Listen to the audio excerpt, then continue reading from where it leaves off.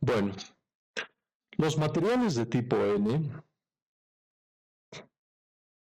son materiales, como mencioné hace un momento, que ya son impuros. Por ejemplo, aquí tenemos un material puro que es lleno de silicio, donde todas sus capas están equilibradas, y hemos añadido una impureza, que en este caso es el antimonio.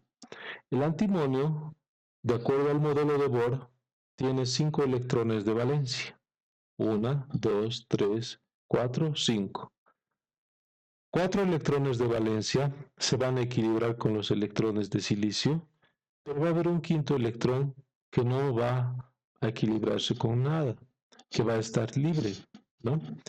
El que existe este electrón libre ha hecho que este material pueda trabajar como o conductor o aislante, ¿no? En este caso, las impurezas difundidas con 5 electrones de valencia se conocen como átomos donadores. Este átomo que se encuentra libre es un átomo donador y es un portador libre que en un inicio, si no aplico ningún nivel de diferencia de potencial, básicamente está eléctricamente neutro.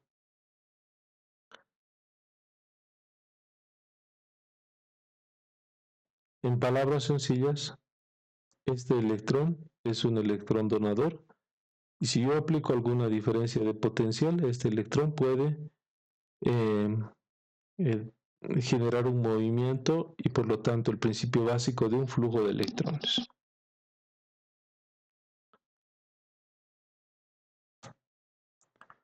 Posterior a eso, tenemos lo que se conoce como materiales de tipo P. Al mismo material de tipo silicio le añado otro tipo de impureza, ya no como en el anterior caso con 5 electrones de valencia, es decir, un pentavalente. Ahora decido añadir un material que se conoce como boro, que tiene solo 3 electrones de valencia. Entonces el sistema va a tratar de equilibrarse, pero como el boro solo tiene 3 electrones de valencia, vas a quedar y vas a formar lo que se conoce como un vacío, que es representado por un signo más o por un cero. Las impurezas difundidas con electrones, con 3 electrones de valencia, se llaman átomos aceptadores. Este espacio vacío sirve. ¿Por qué? Porque este semiconductor está dejando un vacío que se conoce como hueco libre y es eléctricamente neutro. Y eso es bien interesante porque el material solo no te va a convertir en un material de tipo semiconductor, en este caso, el material de tipo P, pero el material de tipo N tampoco.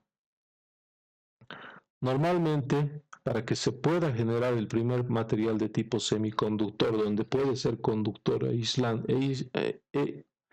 aislante, lo que necesitamos es un flujo de electrones y ese flujo de electrones se produce cuando nosotros combinamos estos materiales de tipo P y materiales de tipo N. ¿Por qué? Flujo de electrones contra flujo de huecos. Cuando un electrón migra rompiendo un enlace covalente hacia un hueco, deja un espacio vacío, hueco. Y esto provoca que exista un flujo de huecos. Como podemos observar, este sistema en aquí, si te das de cuenta, tiene un átomo de tipo vacío. El signo positivo es un hueco. Aquí tenemos un sistema de tipo equilibrado. Cuando yo puedo aplicar alguna diferencia de potencial, puede ser que este último átomo o este electrón libre de la última capa de valencia migre, lo que va a producir que pase de este punto a un vacío. Por lo tanto, aquí se va a producir un flujo de electrones y este vacío que va a quedar aquí va a hacer que otro electrón pase y a eso se conoce como flujo de electrones. Si hacemos en el sentido contrario, el vacío original se está moviendo en este sentido, luego en este sentido y estamos produciendo un flujo de huecos, ¿no? Como en un inicio mencioné, el material de tipo N no me sirve a menos que combine con el material de tipo P. Un diodo semiconductor es la unión de un material de tipo N y un material de tipo P. ¿Y qué más o menos es lo que provoca esto? Si podemos observar, el diodo es el primer elemento fundamental dentro de la electrónica integral. Este prácticamente es el que ha generado toda la revolución industrial y es el que cumplía la famosa condición de semiconductor. Bajo ciertos estados conduce corriente y bajo otros estados externos se comporta como un material de tipo aislante. Para poder obtener este material, el famoso diodo, hemos combinado ambos, materiales de tipo P y materiales de tipo N. Los materiales de tipo P que tenían en abundancia, vacíos libres, y los materiales de tipo N, electrones libres. Cuando he combinado estos dos materiales y no he aplicado ninguna diferencia de tensión entre ambos materiales, simplemente los he aplicado, ¿qué es lo que ha ocurrido internamente? Internamente había en los materiales de tipo P vacíos libres y en los materiales de tipo N huecos libres.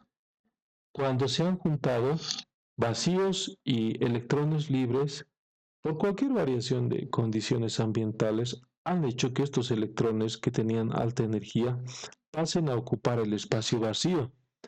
Y cuando han ocupado el espacio vacío en el punto de unión, estos sistemas han generado una región de agotamiento. Una región de agotamiento es como básicamente colocar entre ambos materiales un aislante. En el punto de unión de ambos materiales se ha generado como un aislante, una región de agotamiento, ¿no? Es decir, que si no había ningún tipo de tensión sin polarización entre los extremos de los terminales, la corriente era cero, por lo tanto, este sistema era el primer diodo que no tenía corriente en un momento, ¿no? O sea, estaba libre, ¿no? Tenía portadores de flujo minoritarios y portadores de flujo mayoritarios. Esta región de iones positivos y negativos relevados se llama región de empobrecimiento, agotamiento también, debido a la disminución de portadores libres en la región. En palabras sencillas, unes un material N, material P, y formas un material que es aislante porque se ha generado una zona de agotamiento. Si es que a este material decidimos aplicarle una tensión de tipo inversa, una tensión de tipo negativa, básicamente, ¿qué es lo que vamos a obtener? ¿Qué es la aplicación de una tensión de tipo negativa? Este es el símbolo de diodo, por si acaso. Si estamos aplicando una tensión de tipo negativa, lo que estamos diciendo que aquí es un potencial positivo y aquí uno negativo. Recuerden, en eléctrica nosotros decimos que cuando existe un medio físico de unión entre ambos materiales, y existe una diferencia de potencial, va a existir circulación de corriente. Estamos aplicando un potencial positivo y un potencial de tipo negativo a este material. ¿Y qué es lo que produce? En este caso, en la zona N tenemos electrones, aquí tenemos una diferencia de potencial, la corriente son electrones, y como la corriente son electrones libres que pueden moverse por esa diferencia de potencial, hace que los electrones que existían más libres en el material de tipo N incrementen o traten de cubrir los espacios huecos de lo que es la región P. Y al incrementar ese espacio, lo que estamos haciendo es incrementar la región de empobrecimiento. Y al hacer eso, lo que nosotros hemos hecho ha sido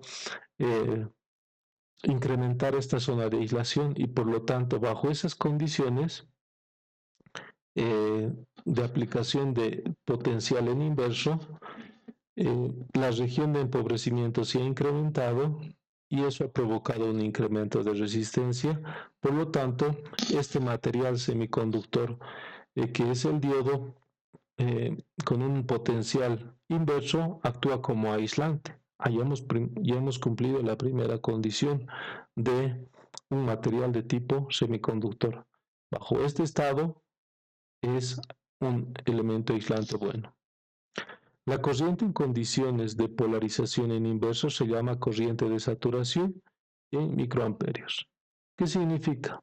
Si bien casi todo este material ha generado una gran región de empobrecimiento, sigue existir una pequeña circulación de corriente, mínima, micro nanoamperios.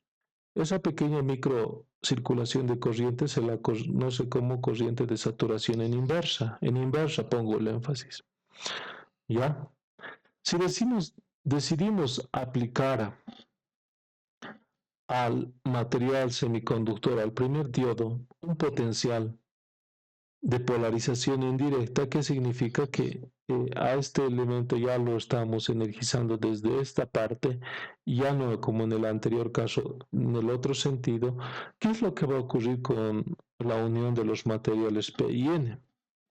La respuesta es simple. Aquí tenemos más electrones, o bueno, tenemos en este caso un potencial de tipo positivo, y lo que va a ocurrir es que se va a reducir esta región de empobrecimiento.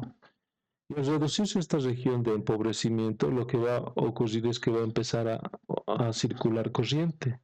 Y esa corriente que va a circular es la corriente de diodo, que va a ser la diferencia entre la corriente de mayoritarios menos la corriente de saturación en inversa.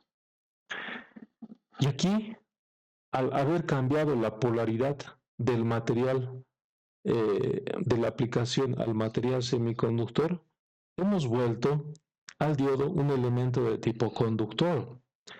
Y eso es el primer material de tipo semiconductor.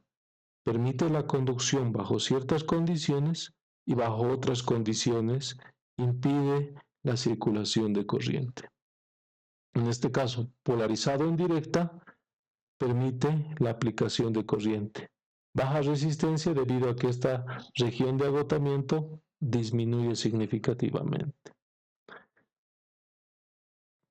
Esto es clave y este diodo básicamente cumple una ecuación, que es una ecuación que se conoce como ecuación de Shockley, donde te dice que la corriente que va a circular por el diodo es igual a la corriente de saturación por E elevado a un voltaje que se va a aplicar en el diodo respecto de un valor N, que es un factor que puede ser 1 o 2, y el voltaje térmico.